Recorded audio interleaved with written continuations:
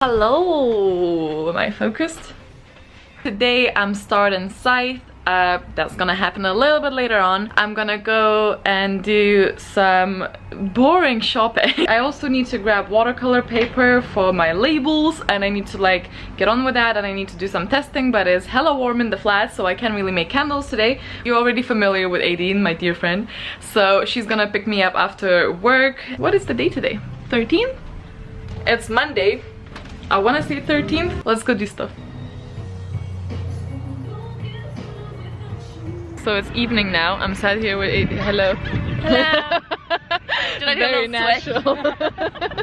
We went to the meadows and ooh, you're reading. I have a friend who reads. Oh no. Oh no. What you reading? I'm reading A Little Life, which is ironic because of the size of the book. Yeah, it's not that little. And it makes me laugh every time I think about that.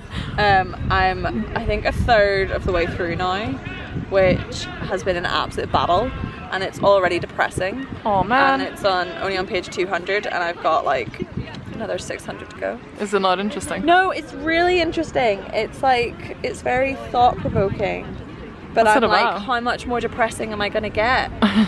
Like, I love it, but it's very good. If you like a good adult long read, a bit more. What's it about? It's about 4 guys who moved to New York. There's no real like set time that it's set in, like 80s, 90s, whatever. Or decade, that's the word I was looking for. It's about these 4 guys and how they're just growing up, but it's like they're like 36 and stuff. So like, cool. You know, not everyone has their shit together. Good. I could use that. No, it's fine. Point would be like, not everyone has this. I'd be like, hello. As per usual, I'm gonna read the first sentence. I'm actually starting it. People were saying that they really like this one, so I'm very excited. Gonna start on camera by reading the first sentence, and then I'm gonna shut the camera and speak to you later. So there's a little bit before the first chapter. We must, by law, keep a record of the innocents we kill. Cool. So this is officially now open. Let the book diaries begin.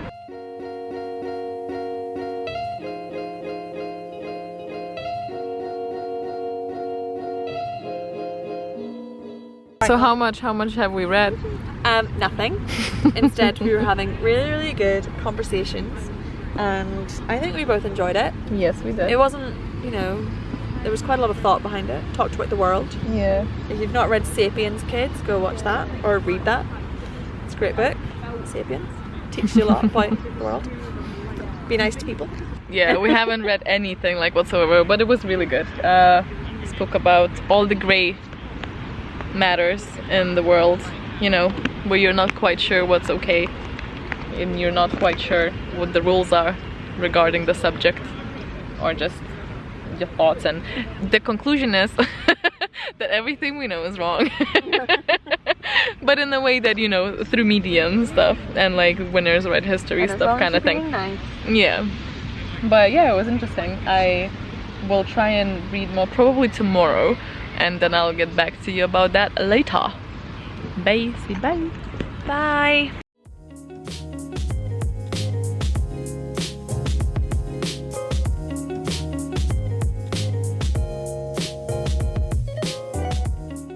One of the most exciting things of today's essential shop was this completely non-essential thing. I am so excited because I really like the bubbles, but I didn't want to use the ones that are like not cat-free. Cat-free? Cat-safe. It says non-toxic, so they're fine, but like those are the ones that like last for hours, so they're gonna leave residue everywhere. Hey, you're just eating them. You shouldn't.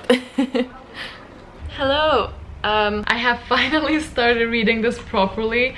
I got out of the bed and onto the sofa at like 7:50, and now it's 9:30 on the 16th of May. I've read until the part 2. It's not where the comments are for on Goodreads, so I'm not gonna go into those just yet because I'm not there yet. I just wanted to update you guys on what I think. I think it was very dangerous for me to have such high expectations, which I know is always the case when you have high expectations. I'm not disappointed though. I am enjoying it so far. It's not like mind-blowing. I know this is a book where you just sort of have to take it as you are told. You know, you shouldn't question the world setting because it's one of those that you just believe what they tell you. But I personally just really not even the Scythe part, but I just really struggle to imagine a world where there's no improvements possible. There's nothing to improve it, there's nothing to strive for. I think that's just a concept that does not exist in general in the universe.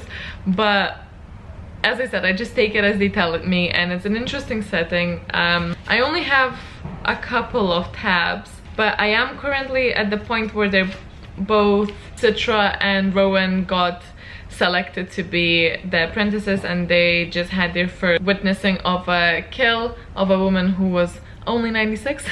What do I think about the characters so far? I am actually quite enjoying Scythe daddy person who is guiding us through all this. I like his rule, which is one of my tabs, that he attends all of the funerals of the people who he decides to glean. I think the selection process is, whilst ridiculous, I'm at least glad that it's based on some sort of statistic, even though it is still guesswork and random within the category. It's still kind of cool to have some sort of type of justification of why this person, not just like entirely random. I also absolutely love how that Scythe intimidated the person who just walked up to him and like sneakily kissed the ring, granting himself immunity. I was like, that is such a cheeky move. What were you expecting, you absolute eggplant head? Like, seriously, who does that? We have the typical boy-girl thing, and they're saying don't have feelings for each other as a rule, and so of course they're gonna have feelings. But at least I like it as it's a little bit refreshing that we already know that the guy is sort of attracted to the girl already. But I don't find it irritating how they're approaching this, because they're making it very like natural. They both understand it. They're not like, I don't know, I quite like that. Citra is very hot-tempered, which is always a fun character to have in the book. Might get annoying. So far not so much. She's just very sassy, and she likes snacking, and so I feel her. But yeah, one of the tabs that I have is saying the growth of civilization was complete. Everyone knew it. When it came to human race, there was no more left to learn. It's like that does not happen. There's a reason they don't go into the details of like how that is possible. One thing that I found a bit weird, you know how his best friend is like casually killing himself for the shits and giggles, which, can we just take a moment about how like casually that was mentioned and never like approached again, was so unsettling to me. I don't like necessarily find it problematic, but like, okay. So the whole point of Scythe existing is that you need to control the population, and we learned that the Thunderhead is the whole like cloud system that is now basically the sole body of government, which I think is actually a brilliant idea, because you take out the human factor out of it. And I truly feel that humans always start with the best intentions, are overwhelmed by everything and make mistakes every single day. And I feel like for governance, artificial intelligence is actually brilliant. There's obviously a debate, and I'm not saying it's all like one-sided and I'm all like for it, but I feel like as a theory it's an interesting decision for the book, and it's an interesting world building. Now I sort of want to question, so like accidents still happen, so why do you revive people just then later on to choose someone else who tripped in a park or a parking lot but didn't die, and you choose them instead to die, even though you revived so many people from accidents just like that were fatal? On one hand, I get it, because if you get immortality, why should you die when you die?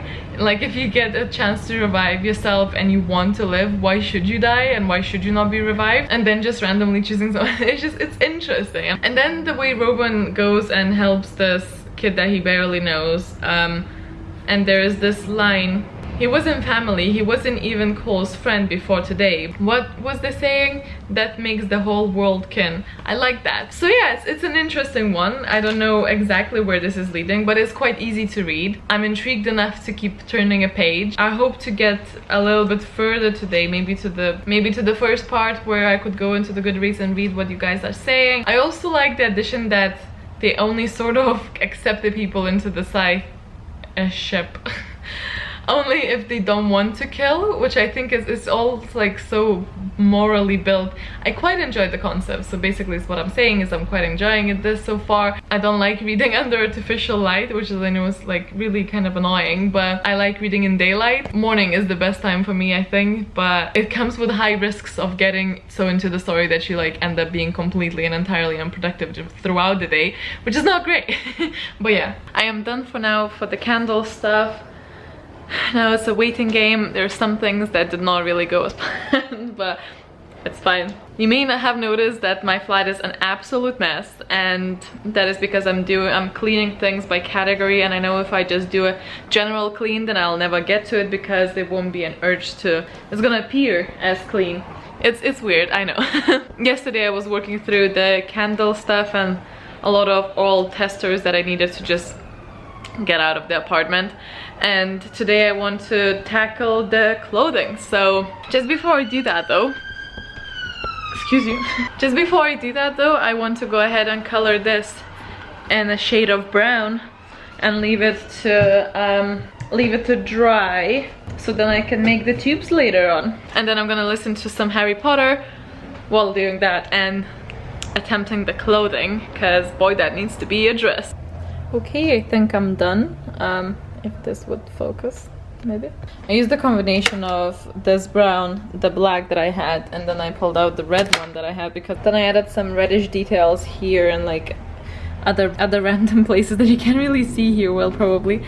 But yeah, so not that this is a DIY, but I just thought I'll show you what I'm doing. I'm just gonna lastly apply this because this dries really quickly. I thought I'm gonna go ahead and do other stuff, but it actually dried out already. I've just spotted some some white bits. I'm gonna apply this or whatever else things. I also have pot watch, but I don't have the normal lac that I usually use, but I'm just gonna coat it. Yay, I finished that. I just used salt and various like colorants to get the colors I want. I think there's a bit too much in that one.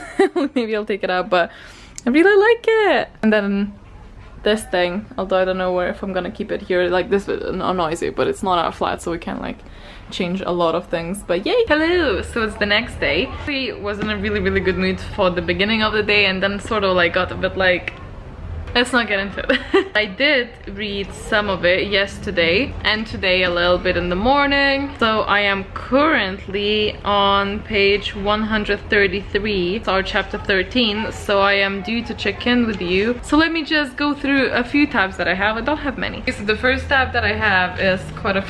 I found that to be like a really funny statement. So it says, "Are you heading out or heading home?" asked the woman sitting beside him in 15A. There was no 15B. The concept of the B seat, where one had to sit between two other passengers, had been eliminated along with other unpleasant things like disease and government. I just thought it was a hilarious sentence. I even read it out loud to Logan. Now the whole scene of the plane getting basically hijacked by Scythe, the ones that are wearing like bejazzled cloaks, it's a little bit bizarre. I was wondering where this corruption's gonna come in, because that's one thing that I knew, that there's gonna be two people who are training to be Scythe, but they're gonna find corruption later on. I just sort of assumed that we're gonna get introduced into this a bit like later on and through our main characters rather than through like a separate chapter, which I think I would maybe enjoy more. This was like a little very much overt introduction to our bad guys, and they don't seem to be like layered whatsoever. They just Scythe. But yeah, all of them are just, their corruption is that they enjoy killing now, and they have this like little sparkly group that makes me take them just a little bit less seriously. The main dude in that chapter is kind of badass. The moment the blade was drawn, he thrust himself forward onto it, a final willful act, making death his own choice rather than the Scythe's. Denying the Scythe, if not his method, then his madness. I thought it was a really cool sentence for that. So yeah, we see that basement with all of the weapons and everything, and then and Faraday always chooses like a different type of weapon or method to kill or glean the person. It sort of struck to me as unnecessarily cruel. I'm going along with the concept that they didn't find a way, with all of this smart technology and stuff, that they didn't find a way to control the population better than gleaning people. okay, which I think is a little bit silly to me, because why, if you're controlling the whole thing, I'm assuming, like, you know, the health with things in their blood when they're like healing and stuff, you could technically just introduce death by natural causes, or I don't know if this is already like in the book or not, but you could try and introduce some sort of limits on how many kids are you allowed to have, although I suppose that like goes on like free will and stuff and whatever. So okay, let's like not get into that side of things, but just like go ahead with it, and the fact that the gleaning is necessary, let's just go ahead with it. But why do you have to choose things that sort of represents the category, like the person, you know how the first boy at school was like, you would probably be dead by a car accident, so he decided to give him a shock, as if like, you know, through the impact. Then this other guy now, the one that's going to save his dog by swimming to help the pet, because that's apparently how a lot of people die statistically, because that's how they choose the victims, or at least that's how this one chooses the victims. And so he wants to drown him. If we need the gleanings, I just don't understand why can't they just apply the least painful method to glean people, instead of actually like going, they're showing them all of the blades and teaching them various martial arts and stuff like that, which I understand maybe some people would choose some sort of traditional way, maybe someone like finds it like traditional to go that way, fine, like you can educate them, but like why would you actually choose those cruel methods for people to be killed by? It just makes no sense. You're doing something super unpleasant, you're not enjoying cleaning this person, the person obviously does not want to be cleaned, so how about we meet somewhere midway and at least do this in like a humane manner, other than like bloody like tying weights to you and throwing you in the river. That just made no sense to me. Like with all of this, they saying that this is the future where there's no improvement necessary for everyone's just sort of maintaining themselves. Well, I'd like to disagree. I think that this could really use some improvement, because in my opinion this is just cruel and unnecessary. That's all of the tabs that I have really. Chapters 1 to 9 that were discussed on Goodreads, so let us go and see what you guys think about this so far. We have cinema tickets for Deadpool today, so I need to like wake up. Did you know that Deadpool is a Hufflepuff? It's been in a comic once somewhere. I thought it was a cat. It's just my duster. Started stroking. I literally started stroking this. I thought it was a cat. A journey to books is sighing. First off, love how the chapters start off with the journal entry. I do too, actually, I didn't mention that. Love how Citra Terranova spoke her mind, how they explain how life works in their world, and I love the chapter title, No Dimming of the Sun. 2, all I can say is I feel so bad for Rowan. I love 2 lines from this. 1, death makes the whole world kin. Yes. And 2, but remember that good intentions pave many roads, not all of them lead to hell. Again, I felt so bad for Rowan in this chapter. I also like how you get to see how different Citra and Rowan families are. Also, it killed me when all Rowan's mom had to say was, if you think that's best. Yes, I entirely agree with you about the mother. Chapter 4, Rowan, and then a lot of kitten emojis that are crying. Just want someone to trust. You got me, buddy, you got me. I have a feeling you really like Rowan. 5, look at Scythe, Faraday. Also, every time I read Faraday, in the back of my mind, all I can read is fart today. You know, just the fart today keeps the illness away. With the corner lady, also I could not help but grin when he told the kid, and I'll be seeing you on day 366. Yes. Chapter 7, I like how Faraday wants them trained in everything. I was surprised to learn that they have a quota of 260 gleaning a year. I was happy that Faraday went to the funeral, as I found it funny that even in the future we humans still find entertainment in cats. Of course. When Rowan said his family would rather have their immunity than him around, cry face. Chapter 9, what the eggcorns? This chapter has me asking a few questions. Did they take her to train her young? Is that how they get all of the people in their group to be twisted? She's in 4th grade. What mother would be like, yeah, take my kid? Oh yeah, I completely forgot about this girl who really likes pizza. Her mother, first of all, seems like, I mean, I get it. Like, I suppose you don't want to treat everything, things that, I don't know, but it's a girl who would love to lose weight while still eating pizza just by inserting something in my blood. What sort of monster is she? But yeah, she is in 4th grade. Like, you should really not judge anyone, regardless of age, but especially kids. I was also wondering why her? Like, why that kid? And they just killed everyone in the school as well. It's just, yeah. Okay, Jordan Taylor is saying, just read this first section tonight and I am surprised that I am enjoying it. I honestly did not think I would. This book has such an interesting subject matter, but I am worried I am going to fall in love with both Citra and Rowan, which will make it difficult in the long run. Also wondering if the no romance allowed rule is foreshadowing something. Of course it is. Like, I'm sure even I would maybe love it if it wasn't, because whenever there's like two characters in the book and I'm like, yeah, they're gonna do the thing. I'm not like entirely against romance, so not like hopefully, but sort of hopefully. We'll see how it's done. I really like the fact that one of the apprentices is a girl. I definitely did not expect that. I also found it interesting that while people may not die a normal death and the world is disease-free, we still see the grieving process. That goes to show death is death no matter how it occurs. I really like the plane and food court scene because it switches it up to something like a scything massacre. I'm sure if scything is a word, but it is now. That's how I like to think of languages. I agree with Dom, enjoying the journal entries before the chapter and enjoying Neil Shusterman's writing. I cannot wait to continue. I want to know what happens to this character. I also found that I quite enjoy reading this as well. It's definitely not a chore to pick it up again, because sometimes I would feel like that, you know, sometimes I'm like just like, come on. But yeah, with this book it's not like that and I like it. Okay, I don't even know how to attempt to pronounce your name. Amarinsky. I'm sure it's wrong, so I'm just gonna show it. This lovely girl right there. So sorry. I don't know how to pronounce people's names. It personally doesn't bother me at all when people butcher my name, but you never know. So rather not guess. I just finished this first part and want to share some general thoughts.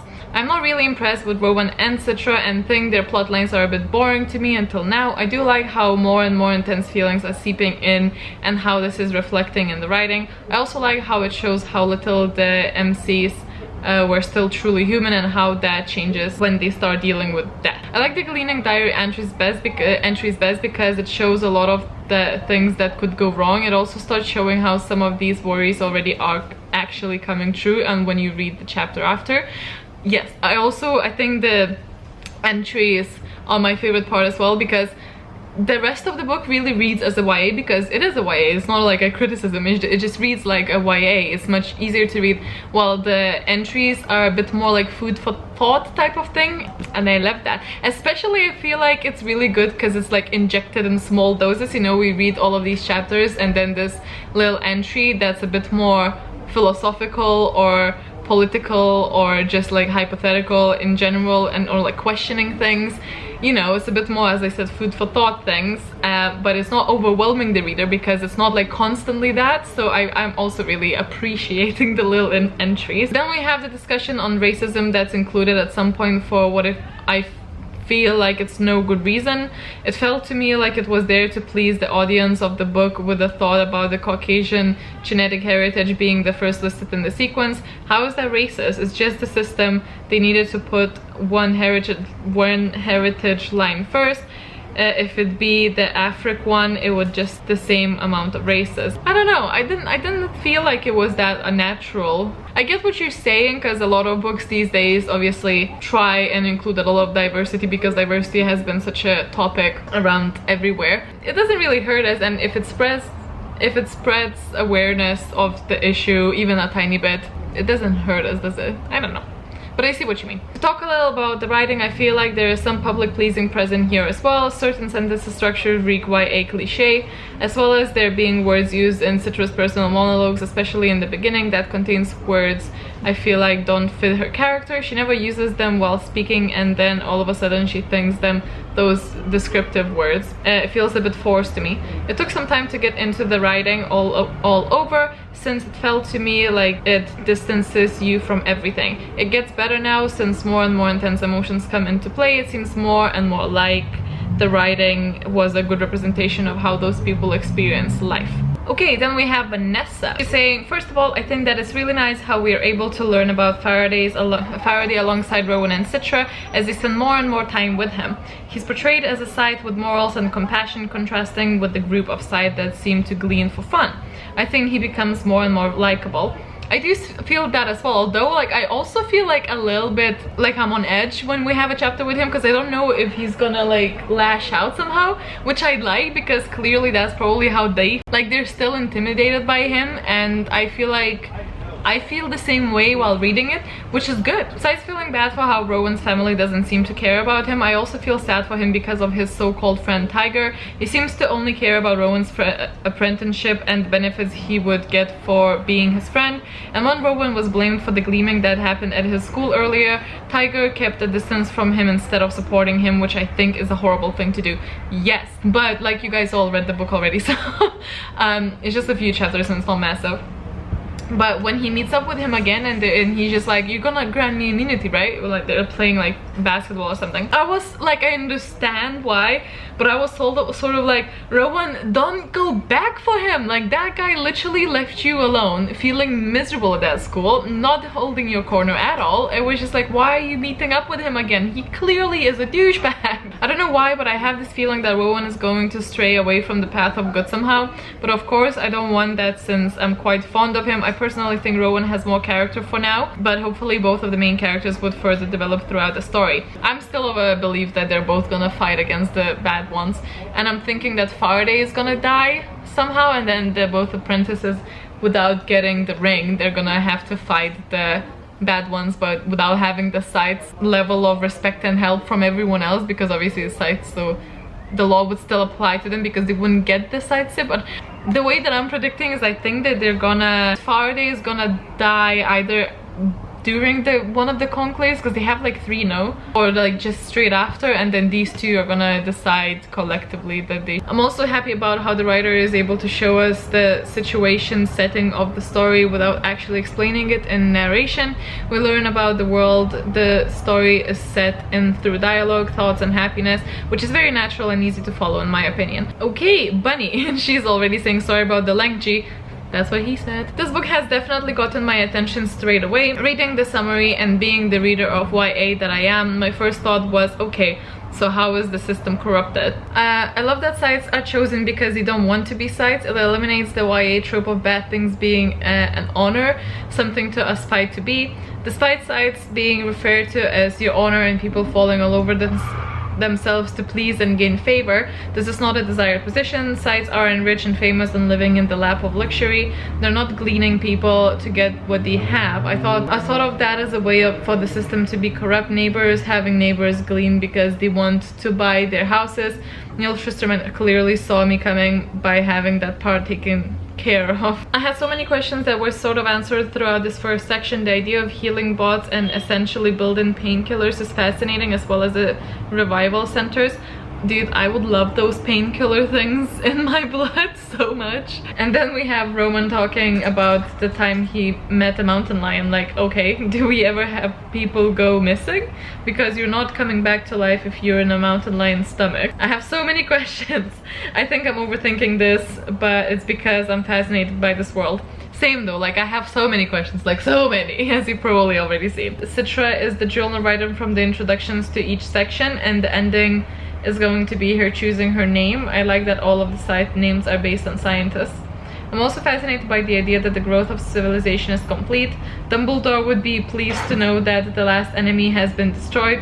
There is nothing left to be discovered. Do I think we'll ever reach a point where something new can happen? I can't imagine it, but if it were to happen, how boring and mundane life would be. Why would anyone in their right mind want to be a teenager more than once? I feel you, Rowan, a lot. When Faraday spit out the equation for why coal was being gleaned, it's so scientific, so logical, and it makes so much sense.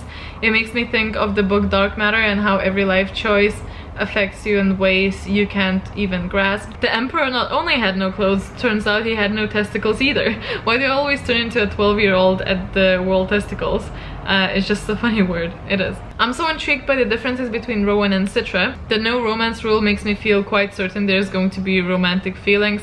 I'm flashing to the Hunger Games and struggling to stay open-minded. I'm horrified by the idea of someone's memory construct existing in the Thunderhead, where loved ones can interact with it. I mean, I can see the advantages. Oh, if you need to find out where Uncle Jasper buried the coffee cans full of gold in his backyard. Otherwise, that sounds like a mirror of Erised Nightmare. It actually really reminded me of one of the episodes on Black Mirror. I like that excerpt from the Diaries of the Scythe where the person just gleaned the other one just because he didn't, well, not just because, but because he didn't know the answer. They just kept repeating, yeah, but your memory goes into that and that, and they're like, I don't know. Then Bunny's also saying, I went to add a second book in this series to my TBR and got hugely spoiled.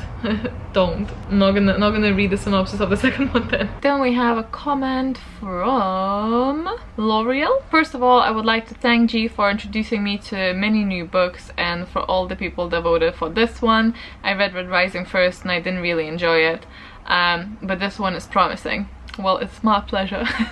It really is not up to me, it's up to the people, so let's thank the people. Thank you, people. I like the writing style. The book is fairly easy to read. English is not my first language, and so this point is very important to me. Next, the characters are likable. Citra and Rowan are nonsense and funny, and Faraday seems to be a good Scythe. He is just a merciful and don't seem to enjoy killing. The plot is very interesting. Virtually eternal life. Seems disturbing at first, like having your grandmother look 25 and pregnant, but I think that given the opportunity I would choose a second chance at life too. Absolutely. That has a face now, which is really disturbing too. You have someone to blame now, but people don't seem to. Citra and Rowan don't want the job, but they look it to grant immortality to their family. They took it, sorry. I think I would have done the same thing for the same reason. Because how come a Scythe can choose whoever he wants for apprentices? Is there no psychological evaluation standardized tests? I think maybe we'll see the test in the Conclave things, because I know they have some sort of thing in there. I just don't know how that's gonna work. Can't wait to read the rest. Fatma is saying, I'm enjoying that there is from the start 3 perspectives, 1 Citrus, 2 Rowan's, and 3 Goddard, the one with the mask gleaning. One of the best scenes is when Faraday told the kid that he will be seeing him in 366 days, but in this book you can sometimes easily guess what will happen next, and it's not surprising in my opinion. I actually want to know what will happen with Esme. This is my first time joining a book club and reading what others think and comment my own thoughts about the book. It's really entertaining and I'm enjoying it. Thank you, G, for this book in the jar group. It's my pleasure. Thanks, Zeus, for pushing the camera. Why? Why you make my life difficult? Come here for cuddles. Come here. Come here. Hi. Hello. You good? You good? Can I film? Michelle is saying, I'm so into this book. Chapter 1. I thought it's really interesting and good that not wanting to do the job as a side is important to be one of the first place. Yes.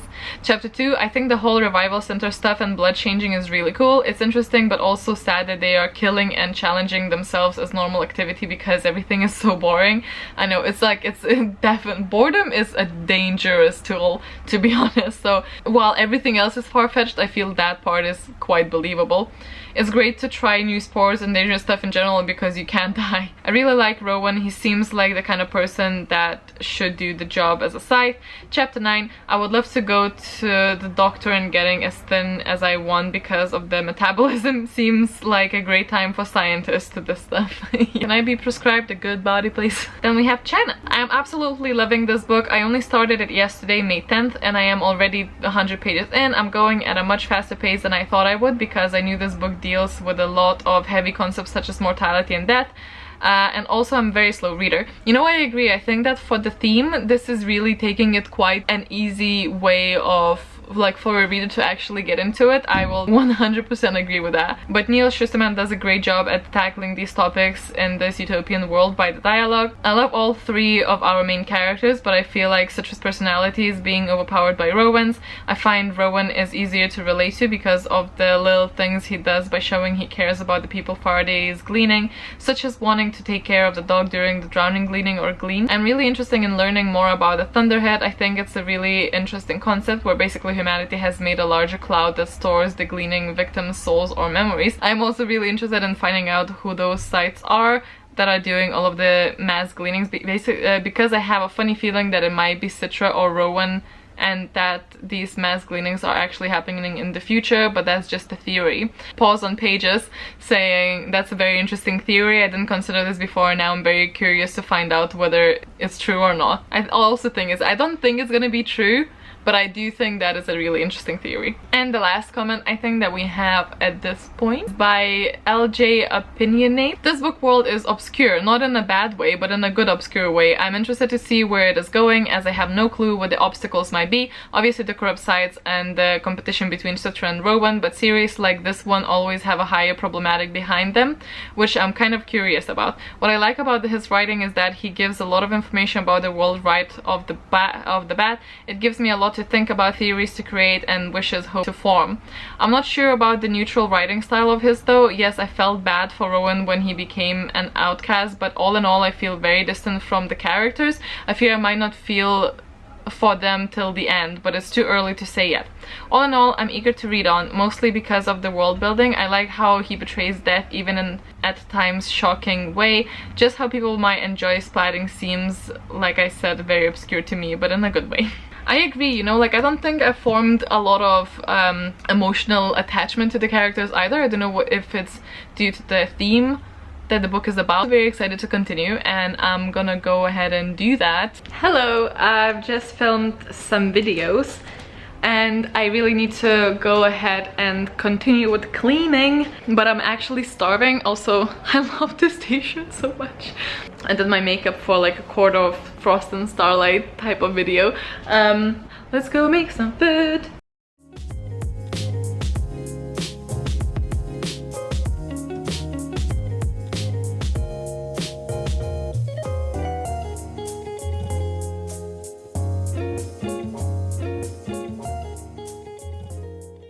If you haven't tried this like really easy lazy method, please do. It's so good. You just put it in like a bag and you shake it with the spices and it coats it perfectly, and you don't even need to use a lot of oil or anything.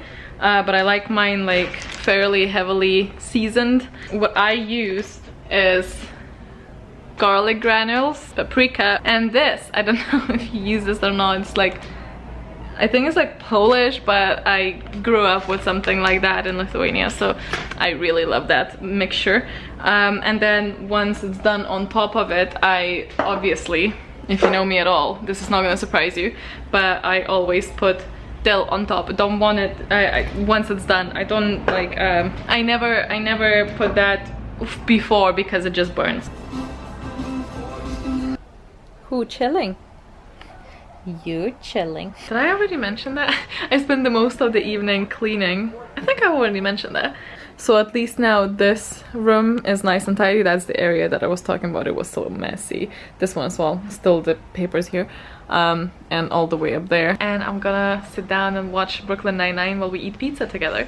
And to be honest, that sounds better than reading sometimes. You just need to chill. I'm gonna change from white though as well, because I feel like eating pizza in a white shirt is just asking for stains. You know. Morning. It's Sunday, 20th of May. So yesterday was an interesting day. The first half was quite good. Like the first half was okay, and then the second half was really bad. Like I was just very anxious, couldn't focus on anything, and it was just like a torture of a day. But today is a new day, so we're gonna do everything that we can to make it a different one from yesterday. But that being said, I did read quite a bit yesterday. I am now on page 220. That is just the beginning of the chapter 21, which means that I have read enough for the second part of the Goodreads checkup. I have quite a few tabs actually, and I was like having some like tiny outrages yesterday, but I am gonna go and head to the gym just now because I want to get that over with. I haven't been to the gym all week. It's bad, but I want to go now. Well, want to is like a word, but I'm gonna go now. And then hopefully have a productive day. But at some point I would love to check in with you and tell you what I thought and go through your comments, but I just wanted to say hi. I'm still here, although for you I know it's just like a second, so you can feel the time passing. I need to stop talking and go do things. Hello. So I've been spending basically all of the second half of the day cleaning the desk area, because that was my next thing on the agenda for spring cleaning, but it took me a while and I'm just really tired today. So I don't think that I'm gonna be going through the tabs today, but I'm going to hopefully do that tomorrow in the morning. Good morning. It's super early. I'm just woken up, so excuse me for this, but I wanted to go ahead and go through the tabs. So we left off just at the beginning of the 13th chapter. I also chose this bookmark. I realized I didn't show you when I was choosing it just because it was a bit later as well. Okay, so oh yeah, so we go to the Conclave and we meet Scythe. I feel like, I don't know how to pronounce that, Curie, I think. I feel like everyone sort of thought that the entries are gonna be from the future of one of these guys, the one like either Citra or Rowan, but like, so we're wrong. I kind of like to be proven wrong in my predictions because it makes it for a more interesting journey. Then we're speaking at like the biggest punishment for Scythe, and that's like one's freedom to glean whoever he wants is like the biggest punishment and humiliation. And like, to me, I'm just like, of all of the things in life, being told what to do at your job doesn't sound like the biggest humiliation. Otherwise, literally everyone who's not their own boss, and even if you are your own boss, you're gonna have clients that are just basically doing the same as any other boss would. So to me, that just seemed like, wow, that would really not bother me that much if you're disciplined and you're just told who to glean. And if anything, that takes some responsibility out of you, doesn't it? I don't know, it just seemed like a really silly thing to be so upset about. Then we have the accusation that, what's his name? Goddard is using unnecessary cruelty while gleaning his... And then that high blade person just doesn't do anything because he stands up and saying like, oh, this is anonymous. If you don't show up, I'm not gonna explain myself. And this is before we know that this was like himself doing that to get it out of the way so no one does actually do it. Like, regardless, to me that this was just like forgotten because he said like, nah, I want to speak to you in person. Like, if someone does something anonymously, the whole purpose is that like the issue is raised and you're not targeted for the backlash. And this guy is like, yeah, no, sure enough, let's just move on. I'm like, what sort of type of leadership is this? Fine, let's say the High Blade is corrupted, right? And that's why he's letting this go. There's a whole hall of these sites and no one stands up. Just to me, it just seems like, I didn't like that scene. I didn't think it was well written because it just made no sense. One bit that I really did like from this section was when they were questioned by Scythe Curie, you know, the apprentices and they having their tests. I have always really enjoyed reading about tests. I don't know why. Like, all of the Hogwarts classes and exams, they were used to be my favorite parts, and anything like challenging, any sort of like, that's why I love Avatar so much, because there's always like, I don't know, I just really love those type of things. And I thought it was clever how she tested someone about knowing the rules, and he said like, I would glean their family, and they're like, no, it's only if they resist their own gleaning. And it's just cool. I like Curie. Like, she's one of my favorite. I feel like she actually has personality, which is the point that I'm gonna come back soon. Just like it, she's sassy. It's like, okay then, let us say that someone irritated by your arrogance has sabotaged your poison, because like one person was just being like annoying. Then Rowan, so Citra lies, even though later on we realize why she lied. It's because like she actually pushed the person in front of a truck instead of pushing them down the stairs. But like, I understand there's more intent in the second one, well, in the first one where she actually did it. Her lie was so close to the truth that I was like, why even lie about it? And then Rowan, and the answer is for the plot, but then Rowan does the most stupid thing and like sabotages himself because he dumb. Like, I get it, but I don't know. And then obviously our plot thickens and they are set to have this competition, and whoever wins gleans the other one, which I thought's gonna happen because I don't know if it's said or not, but like, that's the original idea of mine when they enter this apprenticeship, that is like, one's not gonna just simply walk away, because you need the high stakes for these type of things. Like, they come back and they have this whole like shebang and they're just like chilling and stuff, and then they just kiss. On one hand, I'm happy that it wasn't like made a big deal, not the kiss, but like a whole build up to it. But on the other hand, like, there was no build up. Like, sure, they mentioned like a few times that they like each other on that, or that like Citra doesn't hate him, or that she'll miss him, but like, it did, like, I don't know why, I can't really pinpoint, but like it just did nothing to me. Now another thing that I sort of picked at, like this bit just had a lot of orange markers for me because maybe I was just grumpy. I think this book is trying to include a lot of diversity in it, which is good, but the way that they're doing it does not really sit well with me. This is the whole thing, like I never know. We had this in social psychology lectures. I remember that we had this conversation, but I don't remember which one was like more politically correct, and it really depends on you. When it comes to race or diversity, is it better to treat everyone as if you don't see the color and don't see the differences because it shouldn't matter because everyone's the same and everyone's human? Or do you celebrate the differences and you highlight the differences and you acknowledge the cultural differences in like a positive way? To me, if I saw a person, right, if I saw so this woman is wearing green, and what's her name? I don't remember, it doesn't say here, but she's one of the gang that's like bad.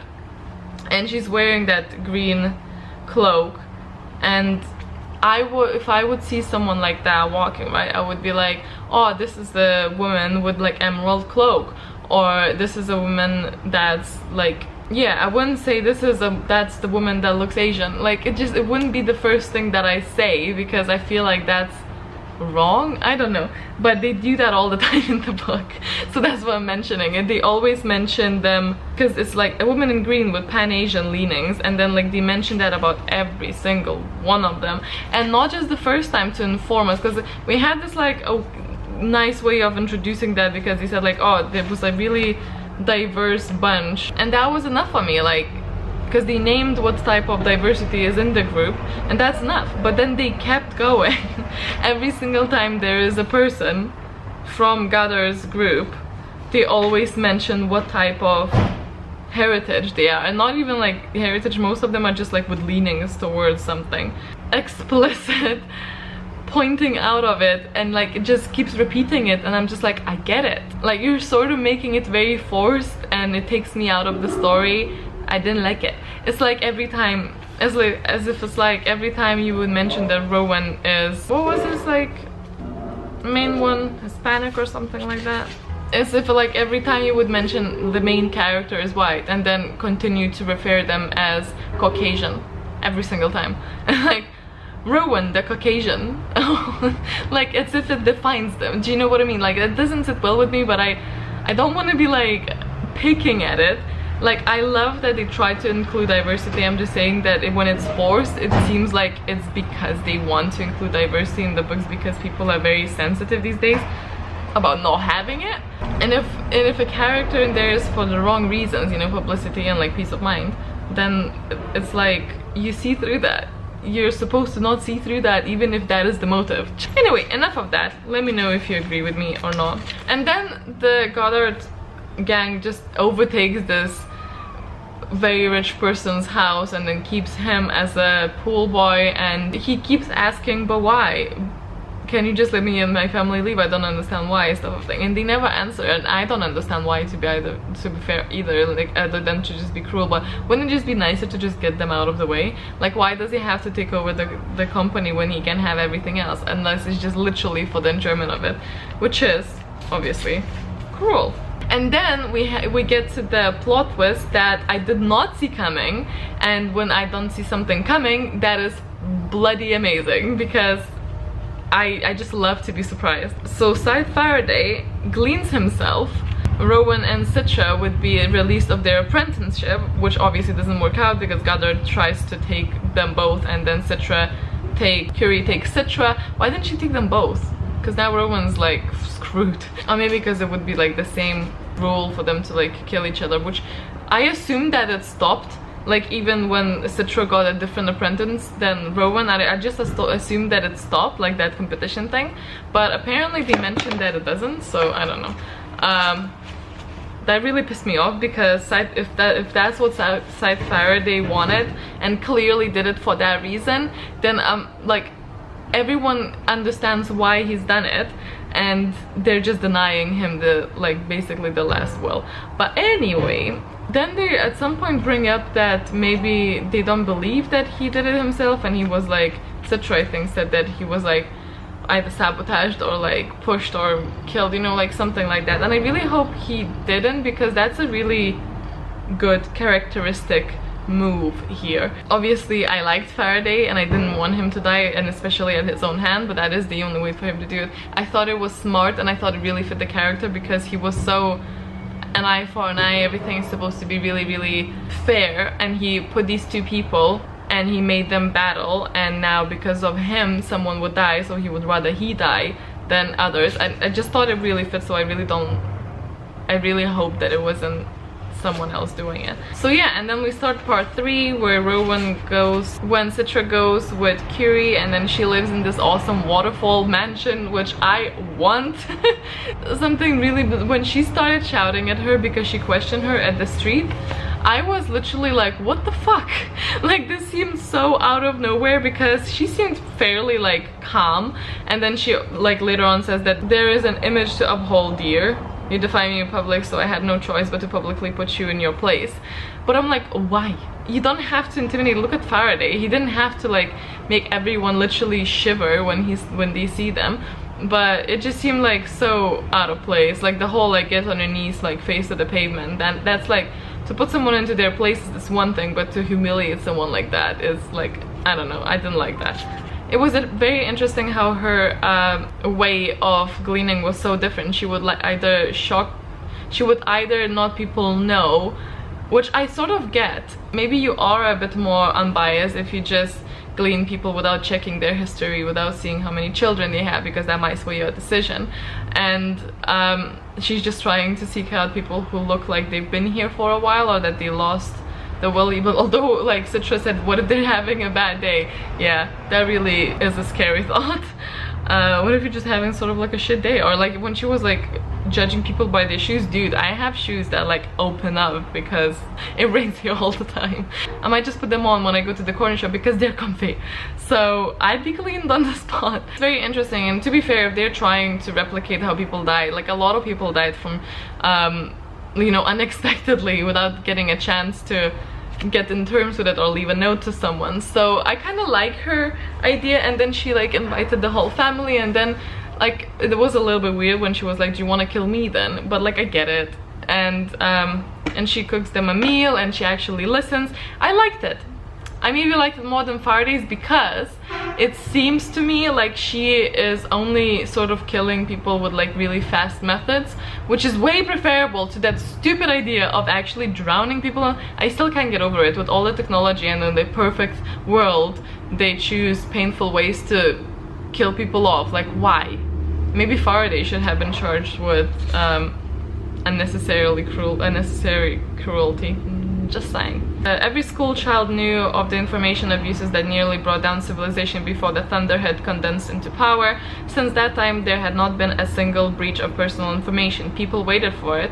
People prophesied doom at the hands of a soulless machine. But apparently, the machine had a purer soul than any human. I really like that sentence. And then we swap on to Rowan, which I'm gonna admit I'm just not interested in. But he goes away with like this girl to like have fun times, and I'm just like, meh. I don't like that idea. Like, dude, what are you doing? But yeah, he's just basically trying to get used to the idea that he's gonna die, because there's no way that he can kill Citra because he likes her, although like now he just went with another girl. Not that they're exclusive or anything, but it still annoys me. But yeah, and that's where we left off. I still don't think that Rowan's gonna go into the bad side, because I just don't think it's in him. I might be tempted, but if anyone were tempted, I just thought it would be Citra if he actually like, yeah, I don't think Rowan is like too soft. A random thought overall is that this is not a character-driven book, and I am a character-driven person when it comes to reading. I'm still really enjoying this, but I do get a feeling that characters are fairly one-dimensional. I don't know if it's because of the writing or if it's actually, they weren't actually that like well thought out. Obviously I don't know, it's only the author that would know that, but it doesn't seem like it's a very character-driven book. I feel like we're now at the half point of the book. I feel like I still don't know the people and like the characters. I don't have strong attachments to them. I don't know who am I rooting for if I had to like kill one.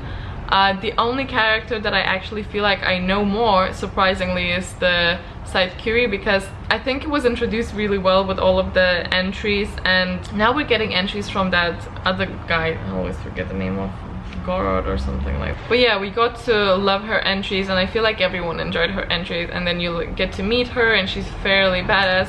Everyone's flawed, but she's no exception, and it's nice. I like it. I like her the best out of the characters, and it's not unusual for me to like a more side character than the main characters, but I feel like I have nothing towards the main characters. If one would die in the next page, I would feel nothing. So that is a little bit of a problem with me with this book, but I am still enjoying it, and I'm hoping to read a bit more later today. But yeah, I'm looking forward to see if you had similar thoughts to mine or different thoughts to mine. But yeah, I'll speak to you later. Look like a mess. Well, if you follow me on Instagram, you know that a few days ago I put a story up of how I was really feeling homesick. Today I went to a Polish food shop, because we don't really have like a Lithuanian one around here, and grabbed a few things that would remind me of home, hopefully, and then a few other things. So I thought I'll show you, because last time I showed you what I got at the shops, people enjoyed it, so here goes nothing. So these things with this, I don't know how to explain this. It's like fermented milk. I really like it. But anyway, it's really healthy actually. There's this like cold beetroot soup that I grew up with. It's really, really weird for people who haven't tasted it while they were young. Logan cannot stand it. Some of my friends liked it, I don't know. But yeah, I got some beetroot as well. The way that they make it here I don't like, so it's kind of annoying, but I'm hoping this one's gonna be more similar to the one that my mom makes herself. But I think I might still have some in the cupboards of my mom's, so I'm gonna use that. But yeah, and then also there's eggs involved. It's weird, I told you. It got some pate with paprika. These were not from the Polish shop, but I love these, and they were on sale, because otherwise they're really expensive. I got calva. I don't know if you know what this is at all. It's made of sesame seeds with vanilla, this one. I don't think I've tried it. Then this is gonna look like it's weird, but I got some. I never actually used one in like tin. They usually come with like in a like glass jar like that. It's like, they're not just peas, they're like pickled. I don't know how to explain it. They're not just like in brine or water or anything. They're like, there's a process. I want to say pickle because I can't find the word that's like, I don't know guys, I don't know how to explain. There's no English name, and it's all in Polish. Anyway, I like these, so I'm hoping those are the same. As I said, I never tried it once that's tinned. Then I got bread. It's quite dark compared to what you get here. It's like similar ones that you get like in Lidl that I get from like a German section. Got strawberries from Tesco. This is not related, but I got those too. And then I found these massive, they're like so big, corn wafers or cakes. Like look, they're like really big, so I'm excited for that. Hello, hello, hello. So as you can see, it's another morning. I finally did my nails after like ages of not doing them yesterday, but like while I was sleeping, even though that was like a few hours later, all of the nail polish got like, you know when you like press a finger or something and it gets like all grubby. A journey to books, and she's saying in general I'm loving this book, and then she goes chapter by chapter. Chapter 10, I understand that they spend a lot of time together and they are still kids with hormones, but keep your hormones under control, horny teens, all in capitals. Really love how Faraday is showing that the laws don't always have to be obeyed, showing that you have to use your heart and mind to know when to apply them. Chapter 14, Rand, all because Rowan let his stupid feelings get in the way. He should have done the right thing and answered correctly. All because he didn't want to let Citra feel like she failed. I hate this. I hated that he messed up on purpose, and because he did, look what he caused. 15, the kiss, and then that emoji that's like all straight lines. You got to kill each other and still you can't control your hormones. I feel like at that case I'm like, yeah, go for it, because like one of you is gonna die, so might as well get some. 16, I like how we read from Goddard's perspective, because it shows us how he views his job and what standards he has for it. Also the last line of this chapter, I need a new pool boy. What? Chapter 17, page 169 got me. I felt so sad for Curie because it shows us why she stays as Scythe. Oh yeah, that was the entry when she said why she's not gleaning herself, even though she sometimes did think about it. It's because someone else would do her job and she wouldn't be able to, well, not live with that because she wouldn't be alive. But Jordan Taylor is saying, I feel like there was so many plot twists in this section of the book. I think the most choking was when Faraday gleaned himself, wondering if there is more to this. I really enjoyed his strange sense of humor, like the part when he tested Citra and Rowan's curiosity of the ring. I knew a bit of romance was coming, but I am unsure if I am excited for it or not. I really hate the fact that the two of them still may have to battle for life at the end of this. Rowan seems like he is just going to give up. At first it seemed like he was just being extremely careless. Finally putting 2 and 2 together with the journal entry authors. Lol. I kind of like the way that Scythe Curie gleans. It is interesting to see the different ways they choose to kill. Yeah, I agree. I think it's less cruel than Faraday's was. Really excited to read the last half the book. Amaransk as I said, I don't know how to pronounce that, I'm sorry. So I might just approach this in a little different of a way to the previous post. I'm not going into a lot of detail about thoughts on specific occurrences in this section. Will probably be the same later, as I tend to read a book in a slight different way normally. I will say this though, those plot twists are intense. Now on to my other thoughts. I'll start with the Thunderhead and the Scythe and just say this too disturbingly much like religion and cults. Citra even yeah, it is basically a cult, isn't it? Citra even mentions that the Scythedon acts like a cult, and it truly feels that way to me as well. To me, gleaning is nothing more than glorified murder. I could think of a way more objective and honest way of letting people die without the corrupting and scarring other people in the process. Back to this later.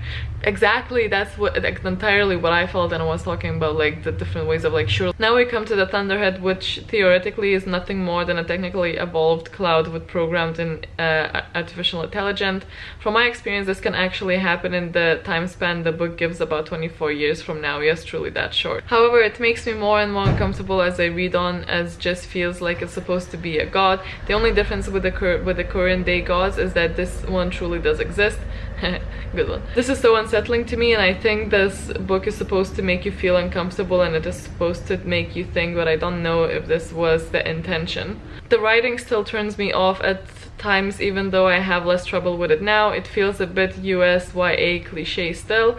What I mean by this is that the choice and combination of words, especially descriptive words, sentences and sentence structures, and the vibes that they create seems something that appears in a lot of YA I read or tried to read that were written by US authors. One thing I do like is the gleaning journal entries, especially those of H.S. Curie. I absolutely agree. Those are like two very different styles. The actual book is YA, because it is. Like I said before, I will now come back to the statement I made before about there being a way easier, more objective way possible to decide or create deaths. I will combine this with my feeling on the sci-fi aspect of this book so far, since it is stated that we know everything there is to know about science in 2042 and the oldest human is about 300 years old. We can assume this book takes place about 250 years in the future, assuming the oldest person around during this system's creation 80 years old at the time. This sounds like a long time, but for some context, 250 years ago the US wasn't even founded yet. Apparently we have discovered everything there is to know in about 24 years time, and we've made ourselves immortal. Why exactly did it logical to give humans power over death? I know, it really is faulty. It hadn't been the case before, except for war, poison and murder. Why God install nanites to register markers of a last heartbeat after a set amount of turn around the corners instead of installing sights? Another question that arose: how does spouting up a new island to create more space not influence sea levels elsewhere? How is this not something that's brought up?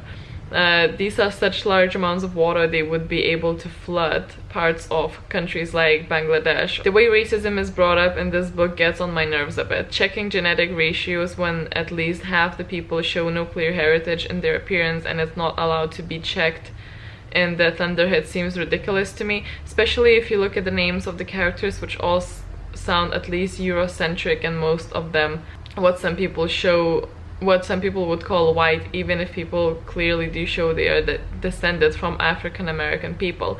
Normally this wouldn't bother me, but in this case of thought-provoking comments about this issue clearly being stated in the book, I do want to mention it. Every more so because almost every site choose a name akin to or the same as ancient Greek, Rome philosophers or European scientists of this area. I haven't seen a single Asian sounding name so far. Nothing even remotely Latin American or Spanish for that matter, and nothing akin to African names. This is not the proper way to bring up diversity and racism, especially since there technically only one human race left in our time and people just show their biases, not good, just biology, biases that showcase more of a fear of strange and new and less of actual judging by skin color, though this still does happen. I feel like this book has so much more potential that it shows so far, and I want it to appear. Instead, I just seem to run into questions I shouldn't have to ask, things that should be considered in the world building, and stuff that doesn't sound logical. Stuff like everyone abolishing religion because everything is understood in scientific detail. That will not happen so easily with people who are fundamentally religious. Those people make a conscious effort to not believe the proof, to not even consider it as a possibility. That will not just end. But thank you for your thoughts, and I agree there's a lot of questions. Vanessa is saying, I can't believe Faraday died. I didn't see it coming at all, and I was so upset when it was announced that he had gleaned himself. I don't think that was what actually happened though, and maybe he was actually murdered. I hope not, as I said. I was kind of pissed at Rowan too for doing bad at the convents on purpose. Conclave, sorry, on purpose. I think what he did was unnecessary, and look what that led to. Sometimes I think he tries to be heroic to feel good about himself because he was so neglected before as the lettuce. But I think this is an unconscious thing, so I can't really blame him. Or maybe I'm just overthinking it. No, you're not. That's what we're doing here. That's what we're for. Curie is a great Scythe. She is as respect-worthy as Faraday because of her way of gleaning and how she follows up with the family. As for Rowan ending up with Goddard, I have a really, really bad feeling. Yeah, I agree. Okay, then we have Bunny. Okay, fine, so my two theories from chapters 1 and 10 were wrong. Curry is not Citra and the homicidal sites aren't fake sites. Fine, I failed my divination test. I also thought that Curie was one of the people from the future, well, one of the main people. I was right though about sites gleaning people or threatening to glean them in order to get something they want. That estate loaned to them, so it doesn't break the rules, like loaned in quotes. Good lord. I did not see Faraday's death coming at all. I suspected it would happen eventually, but in a battle scenario against the bad sides, not like this. Off screen and with such little fanfare. I don't think he actually gleaned himself, but maybe this will turn into a thing there where Citra starts investigating and gets herself into a world of trouble, only to find out he really is that selfless to the Scythe cause. I hope so, because I think it would fit him. Supposedly a friend of a friend was gleaned at 11 because he was the smartest kid in the 5th grade. Can you imagine growing up being surrounded by people who use gleaning as punishment threat? Eat your vegetables. Kids who don't eat their broccoli get gleaned. Don't run in the hall. Kids who run in the hall get gleaned. Yeah, gods. I admit to gritting my teeth at the mention that the gun lobby made a sizable contribution to the conclave so they would continue to buy guns, because of course in a utopia where no one dies, the gun lobby still finds a way. Of course they would. The conclave was really cool though. I wish we'd heard more about the decisions they make. I'm hoping we get a lot more past gleaning stories, the memorable ones that stand out. How creepy is the poison that can glean a person just by touch? What if you touch someone by accident? What if the Scythe gleans themselves because they have an itchy nose? I'm assuming the Scythe is like, because it's already on their skin, so I'm assuming they're immune. I actually thought that was one of the more humane ways to glean, because as I already expressed, I really wasn't happy with Faraday's methods at all. A digital poison that would turn the healing nanites in a person's bloodstream into hungry little bastards that would devour the victim from the inside out in less than a minute. And then she screams in all capitals. Okay, so Scythe Colbert named Stephen Colbert, because I really hope so. The fact that a decision was made about Citra and Rowan having to glean each other without a vote because they ran out of time makes no sense. Like, shouldn't it be, well, I guess we'll vote on the next one, in the next conclave? It's insane. It really is insane. It was just like clearly done for fun. I like Scythe Curie so much, which I guess means she's going to get gleaned too, apparently. When she offered the wife the chance to take her life because it's only fair, it's such a meaningful gesture. I love the way this different sides operate. Immortality has turned us all into cartoons is the greatest line. Makes so much sense. So good. Then we have Fatma. She's saying, oh my god, why did Faraday glean himself? I wanted him to stay alive. Sad face. I was actually scared for Rowan to be with Goddard. That guy is scary. Poor Rowan. I love that each side does her job differently. Curie's character is interesting, and Goddard too. I loved how Curie cooks for the killed family. I don't know if I wrote that in a good sentence, but anyway, I'm enjoying this. Then we have L'Oreal Larrick. She is saying, hey, hello. Still loving the book, very thought-provoking. The plot is becoming really interesting. First, here are my favorite quotes so far. We're all accomplices, you must share the responsibility. Every side had to surrender something as a way to pay for the lives they took. Seems like this Scythe-a-thon is noble and virtuous, but then King Goddard, that psycho. His journal entries are really disturbing. Poor Rowan, who is stuck with him and his psycho disciples. Citra went with Curie. At first I had my suspicion about her, but based on her journal entries, she seems to be a good Scythe.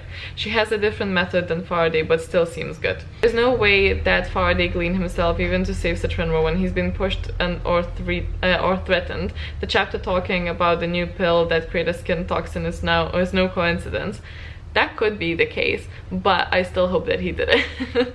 And what does Goddard want with that little girl? Exactly. What is the plan there? Why is she so important? And Michelle is saying, chapter 11, I was so relieved that Scythe Faraday wasn't angry at Citra for being curious. Same. Chapter 17, I was so shocked and angry when Scythe Faraday killed himself. I was hoping that they wouldn't be chosen by Goddard as his apprentice, and I was happy that at least Citra was chosen by Curie.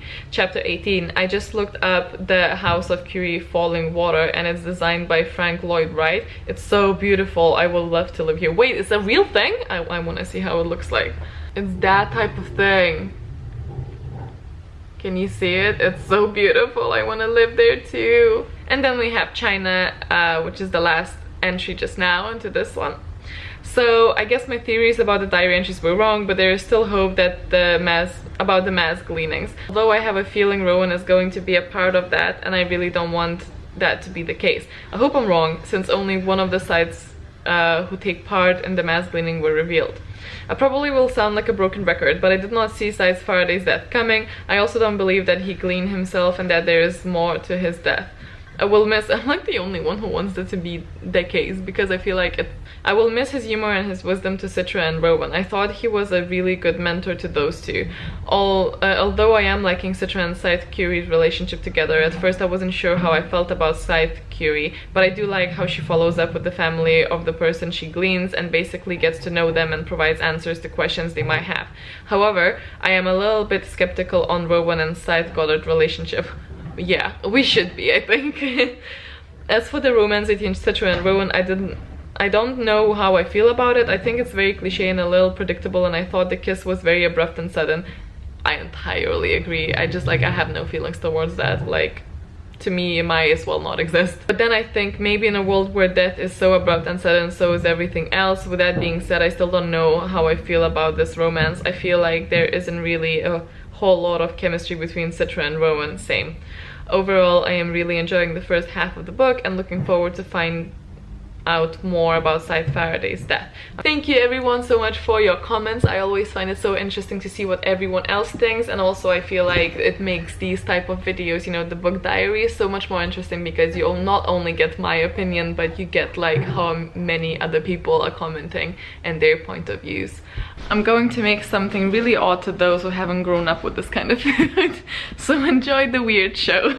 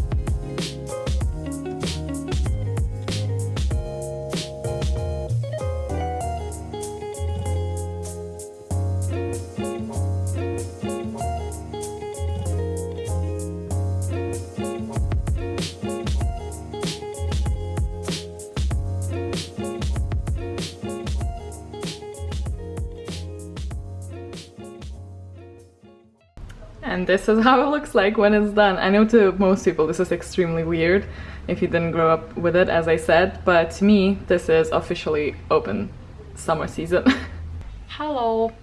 I spent the whole day basically working on the candles, and then I actually filmed the video and uploaded the video. Just now I pre-penciled the theme for June's bullet journal. I'm quite happy how it's looking so far, although I did make a mistake and penciled in the theme for the 4th week on my 3rd page, so I had to improvise for the 4th one and couldn't put like love potion in, which I really wanted, but oh well. But the sad part is that I didn't get any reading done again. This is not going well. But it's kind of like late and I'm getting a headache, so I think I just need to go chill and go to bed. Already brushed my teeth and want to take my face off. I always say that because it's funny, but like just clean my face is what I mean. I don't actually want to take it off. It's 20 to 11, so I could still read. Don't know. I'm just so like worried that I'm just not gonna get any reading done.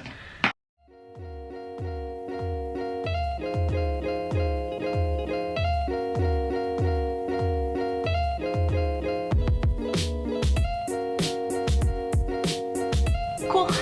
So now that I'm red as hell, like always goes so weird, but it settles down, so it's fine. It's not like that late, but like would I rather just be well rested tomorrow? I don't know.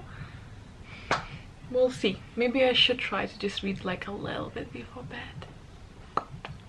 Good morning. So I went to bed yesterday with a splitting headache, but as always I'm very optimistic and I don't do anything about it other than like I hope to sleep it off, because sometimes it happens, sometimes it doesn't. So like this was like half because I feel a bit better, not great.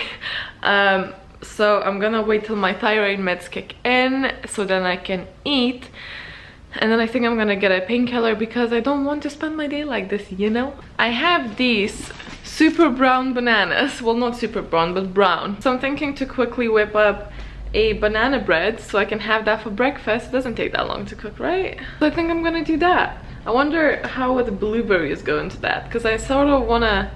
I'm gonna make a blueberry banana bread because I have both. So why not? Let's do this.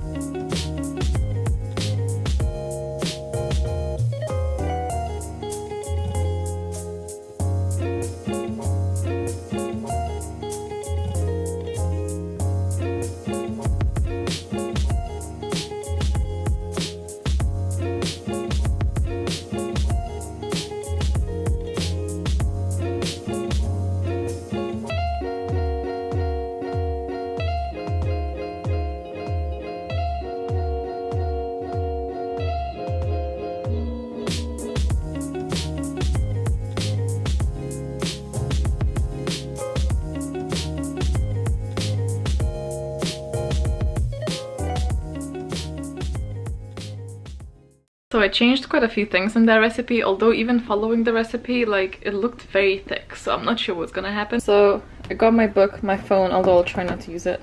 I have a big cup of cola to like settle stuff, water, and I really want to like actually read here because how lovely would it be? But like literally this is the street and everyone sees me, like everyone.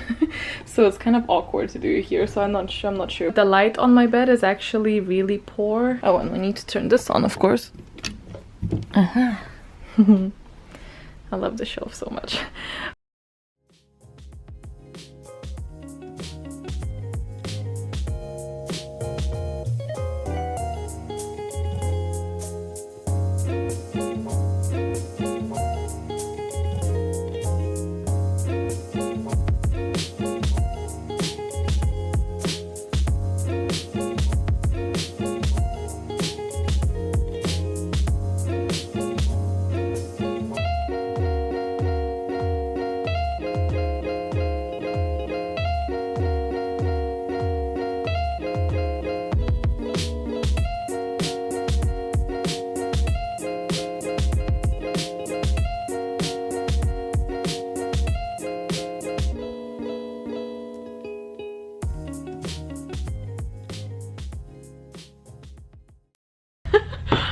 I know it sounds weird, but there's like bikers that gather outside here, like sort of like middle-aged and later. I don't know what they do, they just hang. Banana bread, actually, I just took the banana bread out, actually turned out fine, so good. We ordered Tesco delivery and it was supposed to come at like between 7 and 8, and I was like 8:30. I got a call from the guy at like 7:30 or something, and he was like, are you by any chance in this place? And I'm like, no, we're in this place, because his navigation brought him to a wrong place. Because this is why I have like a PO box place, because Google Maps and most of the navigation systems bring people in the wrong place for our address, which is really annoying. Tiny bit, I read some yesterday just before bed. Yesterday I had a thought where he brought up Esme, and I was thinking the only reason that he would maybe treat her like this, like so special, is that I know they're not supposed to have children, but maybe he did, you know, Goddard. I'm thinking maybe this is his kid. I'm not sure, because the father was never really mentioned. It was only the mother, no? And yeah, I'm just at the point where we got an entry from Rowan and they're about to go and do a massive glean sesh. So I'm gonna move over to the bed. Where this guy is, I'm gonna join you, okay? Why you ignore me, sis? Hello. So I was reading, but Momo decided, didn't you, that he's a bit more important. So he's curled up on my lap now. I mean, he is more important. So I'll just have to figure out a way to read with him entirely, covering the area where I would hold the book. Yeah. Okay, hi. Morning, I think it's the 24th, I'm not actually sure. I've read a little bit yesterday. I am currently on page 292. I actually stopped mid-chapter. Nice. Why? I never do that.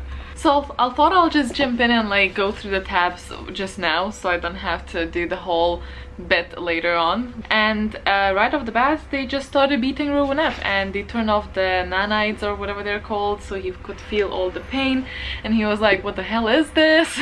They had these like philosophical reasons behind it, but literally it's just to beat him up, isn't it? And then there's a line by Goddard saying, right-mindedness is overrated. I'd rather have a mind that's clear than one that's right.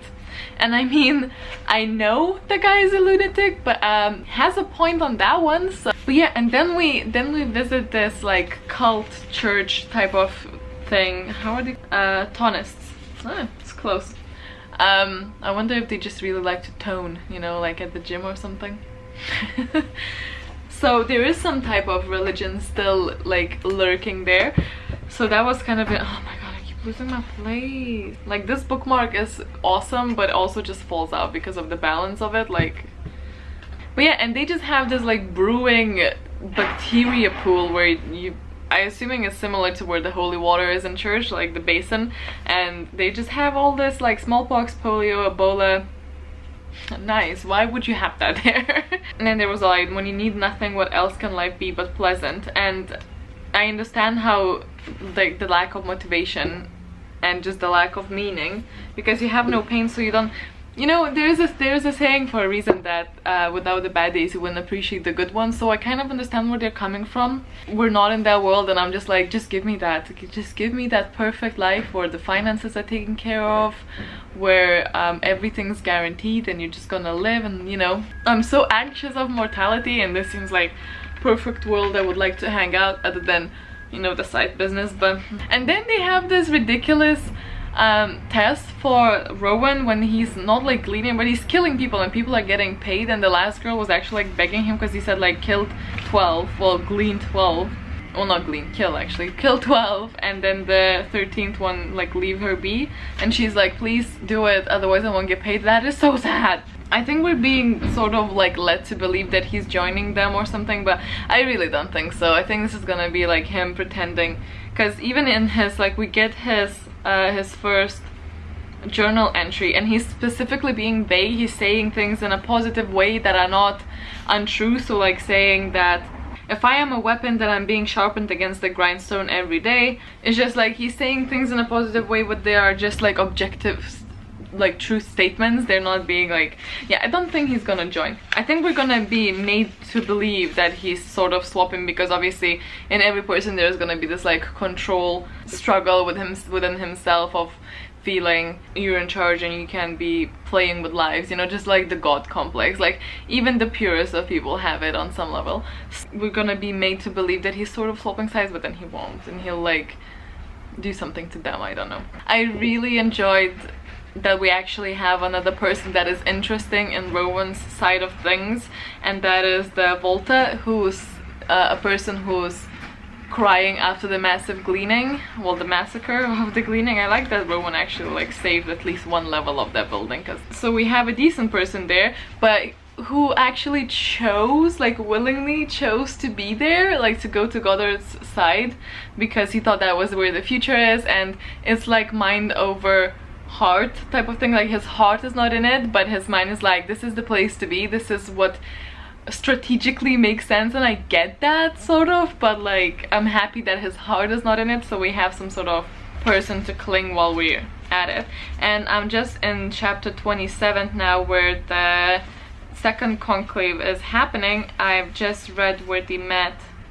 I've just read the part where they met and Citra showed him the footage. Was suspicious, but in my mind she has like nothing. Like honestly, she has nothing. But sure.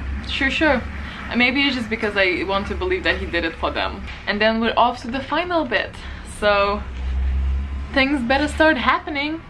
Anyway, enough of nonsense. I have so much to do today, and my headache is actually gone, so I need to go prepare everything, because tomorrow Jade comes over. Didn't make the bed properly because I want to strip the covers and wash them before Jade comes over. But like, how am I supposed to do that? I'm so bad when when I need to move the cats when they look so cozy, because I mean, hello. He's like, please don't move me, please don't move me. And then this one, hi. You guys make it impossible for me to be productive.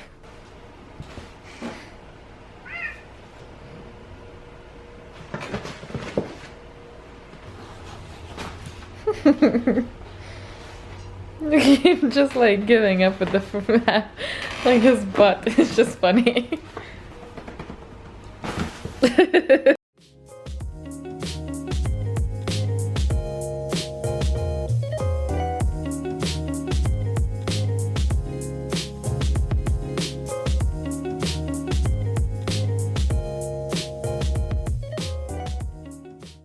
Hello, so I'm back from the gym and from the shower clearly.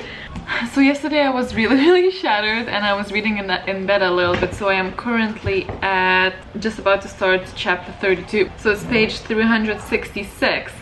But as I was reading, I couldn't find my tab, so I didn't tab anything, because there was like very close to 0% chance that I'm gonna stand up and actually look for it, because I was like crashing big time.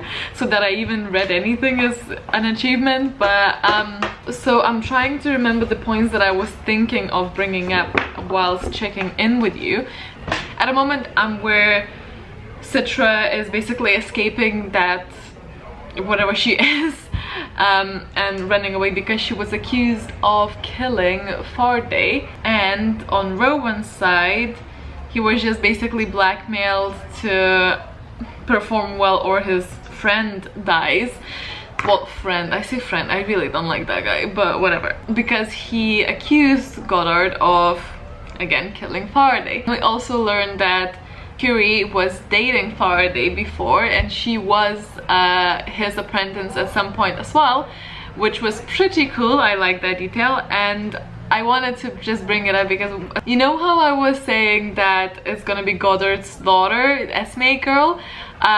As soon as that high blade or whatever it's called walked in, I was like, wait a minute. So I was off by whose daughter it is, but it was someone's daughter, so I had like the right idea, just didn't have the right person. But it makes total sense that this is how he's, because it seems like the high blade would technically be in the older like old-fashioned people group, but because he's being blackmailed by this daughter, either of like killing her or letting the information go that he actually has a child. Maybe both, I don't know. So that's pretty much where I'm at now. Things started to happen, which is good. I really loved the bit where Thunderhead spoke with Citra when she was half dead basically, or deadish as they call it. I really like that, and Thunderhead honestly sounded exactly like Aiden though, which I don't know how I feel about it, and check what you guys thought for the part 3. Okay, so the first comment is by Amarinsk. Those nanites again, this time suppressing anger. I dislike them more and more and still think we could have way fairer options to stabilize humanity instead of just corrupting people and turning them into killers. The fact people can truly experience anger and depression as well as joy and euphoria makes me wonder even more about why people accepted this. Why would you even want to blend all your emotions and physical feels? I get depression, but the other ones, what about grief? Do they even feel it, or do you just accept the bit of slight sadness and live on?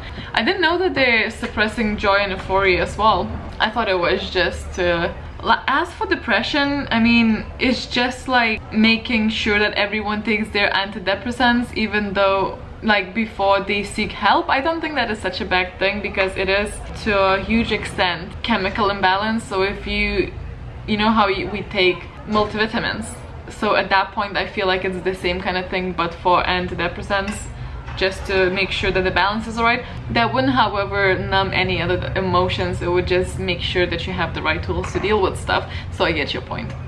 As far as the plot goes, I felt like it finally picks up a bit and we finally get a bit of tangible context to all the philosophical stuff. The blackmailing part was not really unexpected, but it left an impression nonetheless. It also feels like we're heading to a cult war. I don't know what to think with what happened right now. I had a feeling that Esme was someone's important daughter, so that was confirmed, I guess, and I feel that Goddard is the killer of Faraday, or if there was going to be a twist, then Curie or Xenocrates himself, I don't know. So I'll end my comment here. I was thinking for a second when we saw the note that they pinned on Citra that it was Curie, because she's the only other female that's like important enough in the plot for him to be afraid of, but like I really didn't think that she was visiting him during the night. Like not currently, but I know that at this point that you're commenting you don't know that, because that's in the it's the 4th part. Ellie is replying to the line that says it's definitely getting darker and more disturbing in here, and she's saying yes it is. I was listening to half of the book on a long hike today and wow, it captivated me. Who else is expecting at least one big twist to come up real soon, and then just before the end of the book the bigger cliffhanger ever, or the biggest cliffhanger ever. I can feel it all leading up to it. I'm hoping for another big twist. I mean, like, we should know who is responsible for Faraday's death.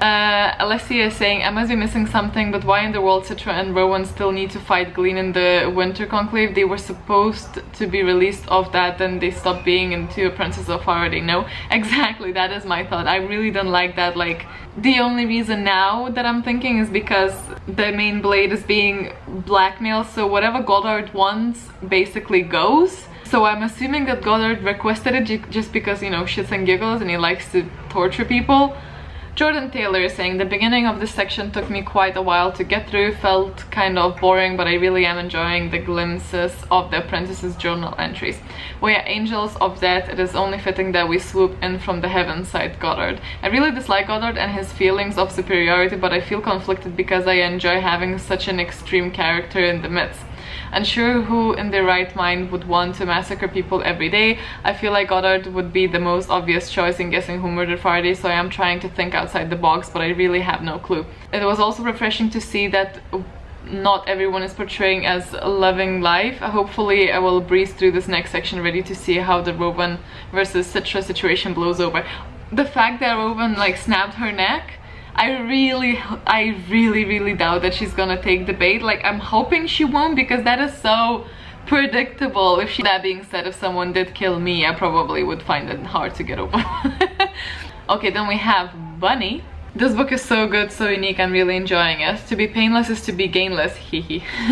The jumping in of apprentices, turning off their pain blocking and healing nanites is barbaric and cruel, certainly, but I have to admit I see the brilliance here. It is so easy for someone who doesn't experience the fear of pain, the fear of death, to take someone else's life like it means nothing. I absolutely agree. Like, those fears are basically like the cornerstone of my life. Yes, they bring me the most anxiety ever, but like, I'm assuming that's how life shaped me, because I'm very prone to pain, but I also am afraid of pain, and especially my mortality.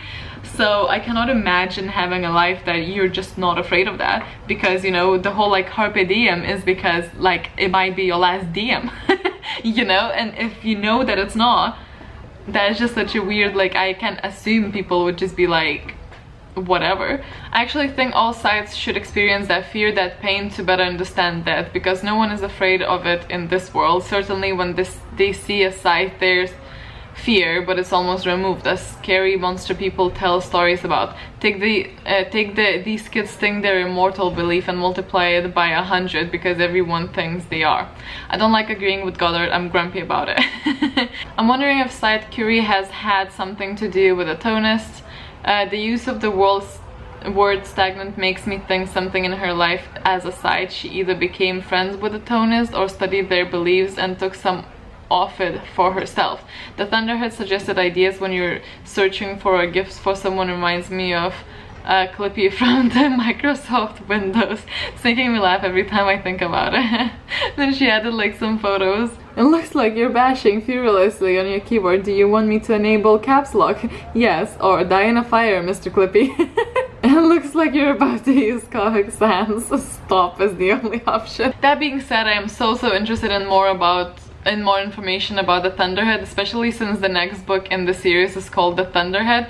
So humanity has evolved to become immortal, but the idea of exploring the galaxy and colonizing on other planets is just too much, so the project was shut down. Civilization achieved its greatest success and decided to just stop. This is so realistic to me, and it makes me really sad. A journey to books, saying, first things first, Esme, I freaking guessed it.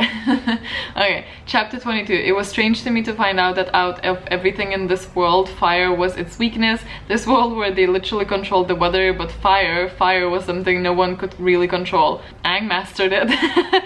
Nice Avatar reference.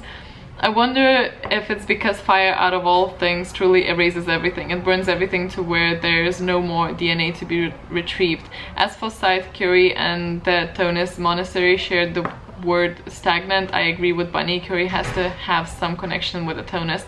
Chapter 23. This was interesting. We see that she goes Sherlock Holmes on us. I love how she knows Curie can detect her lies and how she was able to use her family as a cover. I'm excited to learn what robe color she chooses. I did feel bad though. She felt out of the place with her family and really couldn't connect with anyone.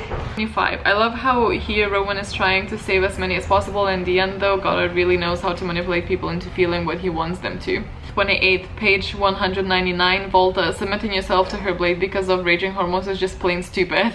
Yes, beat him in the head with this. It is, though it is. We only have the last bit left now. But yeah, I'm gonna read that hopefully, I don't know if it's gonna be today or not, but hopefully soon, and I'll update you on that when I do.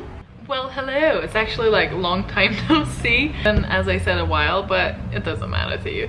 So let's just go ahead and go through the tabs that I have for the last part. I was very happy with how this ended, by the way. I felt like this is where I finally felt something about the characters, so I felt like this journey was not for nothing, because they were really like sort of pronounced into their characteristics. And I don't actually have that many tabs, but let's just go through the few that I do have.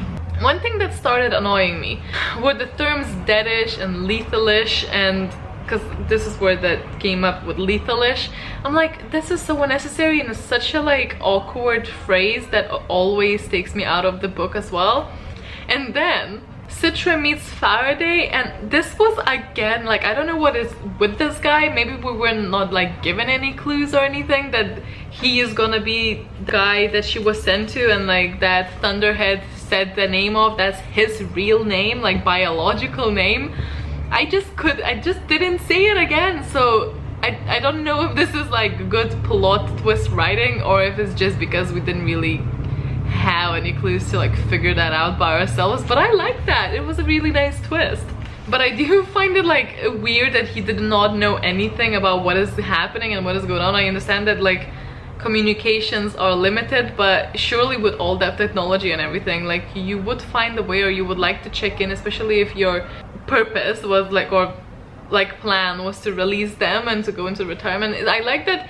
So I like that he did do it. No one forced him to do it, because they said like it would really fit his character. So I'm really glad that that's what happened.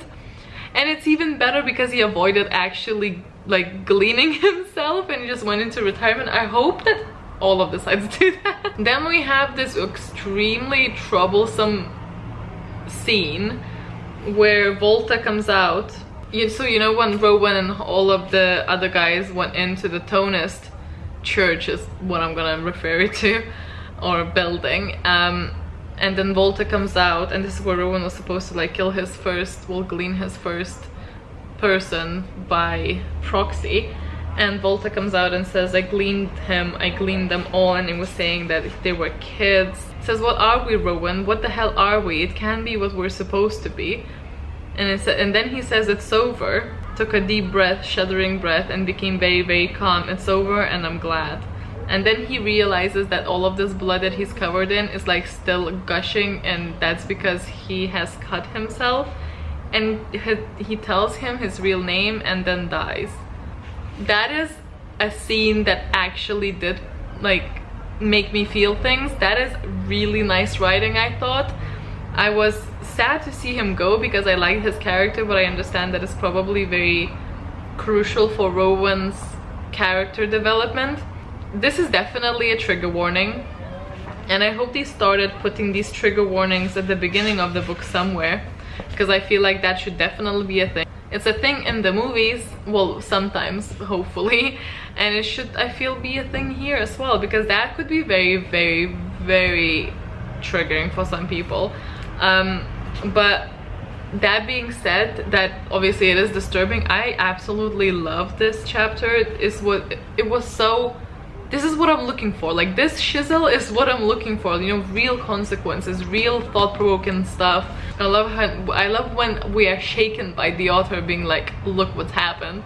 I like that a lot. And then Rowan goes ahead and kills Goddard, which I did see coming. Like, obviously we all, I'm sure, suspected when he walked in there that he's not gonna actually go for the guy he was supposed to glean, and then he went for Goddard. What I did not know though is how he's gonna like pull that off. And remember when we got told that fire is the only thing that is still like final, you can repair or like resurrect anyone who has been burned.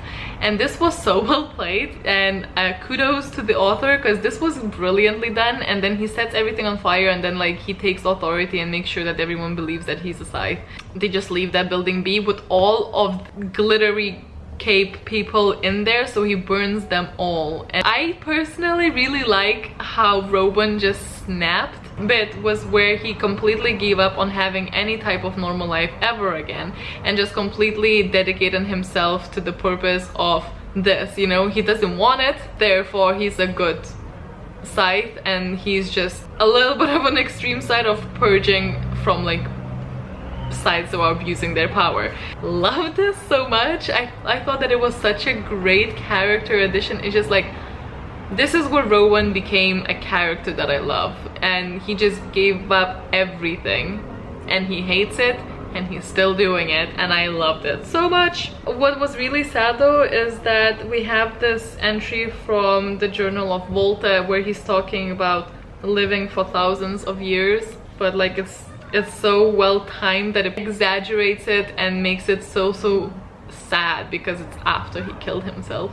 It's just the end was so strong. And then Rowan also gets away with it because he has the information about the and so he doesn't really want to use that against the High Blade, but he makes it clear that he will if he goes on, and which I don't think it would be that difficult, and I think Rowan knows it, that he is responsible for getting rid of the whole shebang with the glittery people. But yeah, and it just all like worked out well. So he lets that go, and he lets Esme go, and everything's fine.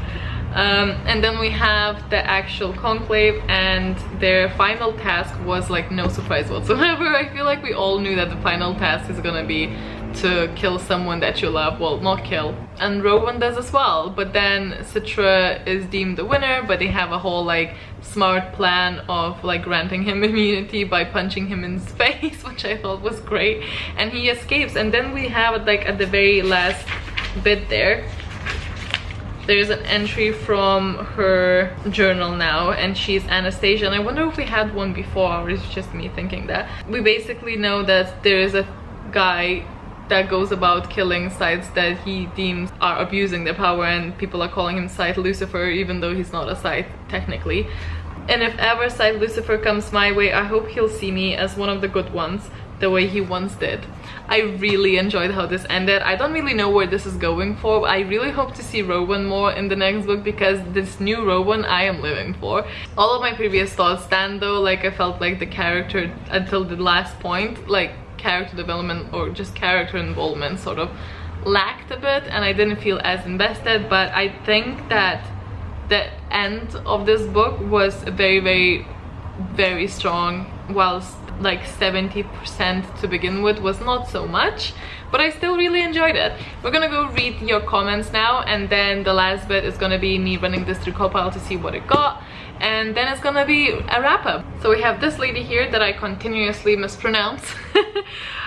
She's saying, I don't know how I should start here, except for finally they got what they deserved. It happened and I wasn't surprised, but most likely relieved it occurred in this book. Same. I still have the same unsettled feeling about the world, and the way Thunderhead is so insanely godlike. Also the cultist feel of the Scythedom, including people going against it and leaving not being an option except in death. The ending felt satisfying, albeit somewhat predictable. I don't know for sure if I want to pick up the sequel. I mean, I want to know more, but I'm also satisfied with this half-open ending. Reading the synopsis of book 2 made me wonder more than the actual of the book. Alright. For some reason I have like absolutely no issue with Thunderhead.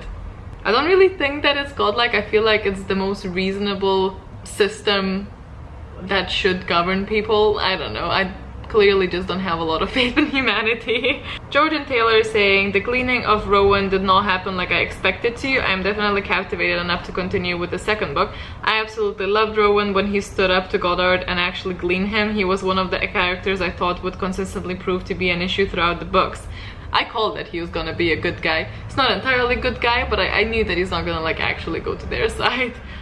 I'm so glad that Faraday is alive, but we need more information. You cannot just show up like that with barely any explanation. Throughout the last few chapters, I began wondering what the story would be like if Citra was paired with Goddard and Rowan with Curie.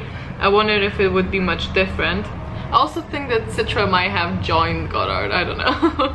Fatma is saying, oh my god, these were my favorite chapters. I agree. I'm so happy that Faraday is alive. I had a little bit of feeling that he would be alive. I never saw that coming when Goddard and the others are dead. Like, what the hell is going on? Excuse me, Citra. That was such a cool move to give Rowan immunity and let him run away with Faraday. Like, yes. I'm sorry I got so excited, and by the way, that was such a cool ending. I don't ever apologize for being excited. If a book makes you excited, that's a good fit for you. Then we have Bunny. She's saying, I put my life a bit on hold to finish this. I swear every time I got the book out, someone decided they needed a long drawn out discussion or conversation with me. People. I know, right? This thickish rectangle in my hands is a book. The conversation between Citra and the Thunderhead was kind of amazing. We saw a tiny snippet of a conversation starter with these two, and I had no idea what was happening until we got to this chapter. Because the second book is called The Thunderhead, I'm really hoping for more information between the two, even if it is forbidden because she's a Scythe. I'm sure you could arrange it.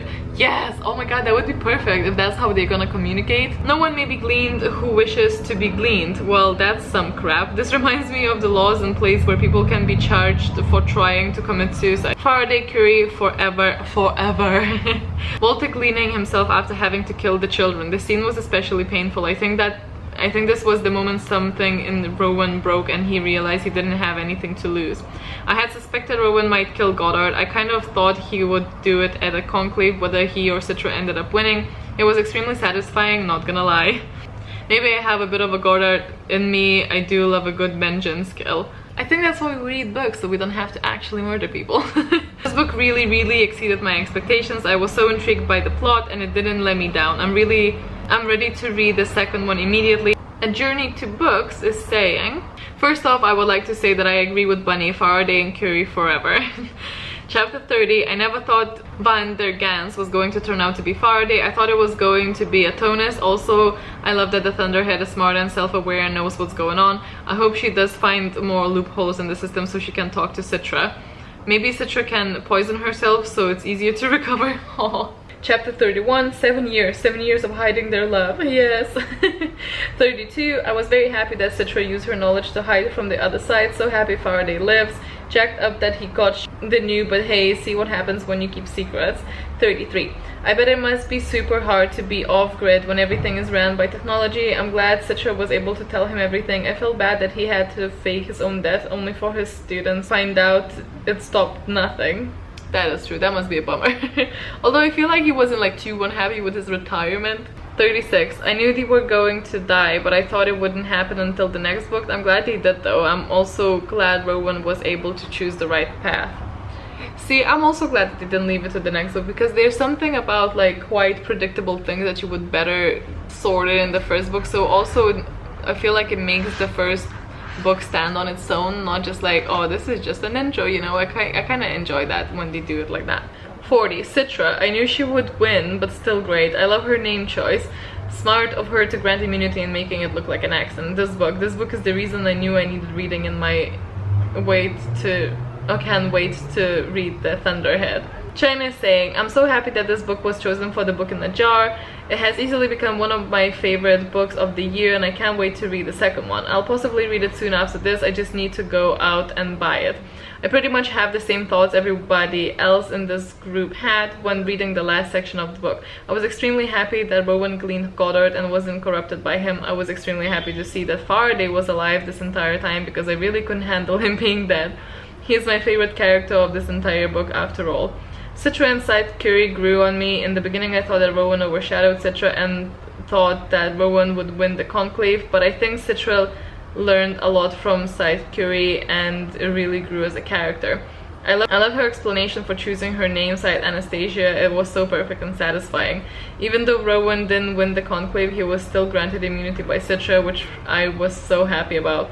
Neil Shusterman really made you think throughout this book about humanity and knowledge, which made my reading experience. So thank you guys so much for actually sharing your thoughts. I really enjoy reading them, and I like reading from different people's perspectives, even especially because some of you have like very different opinions than mine, and it's always so interesting to hear those, regardless if you love the book or if you hate the book. I feel like I'm in the middle with this one. As someone said, I wasn't mad at it and like I enjoyed it, but I don't feel that urgency of like grabbing the second one like straight away. Like I just finished Waking Gods before I read Scythe, and I'm literally now grabbing the third one because I was so invested. But that being said, I'm gonna say what I always say, is that no one ever reads the same book. We will always have different experiences of them, and so I am so happy that there are so many of you who really just want to read the next one and who really enjoyed it, even if they don't want to read the next one because they were happy with how this one went. And for those who didn't enjoy it, I hope that it wasn't painful, and please just DNF the books that you don't really like, because we have a limited amount to read, so don't waste your time. Find one that makes you happy or that entertains you, you know. For the very last bit of this vlog, I'm gonna run this through Copile and see what this lands on.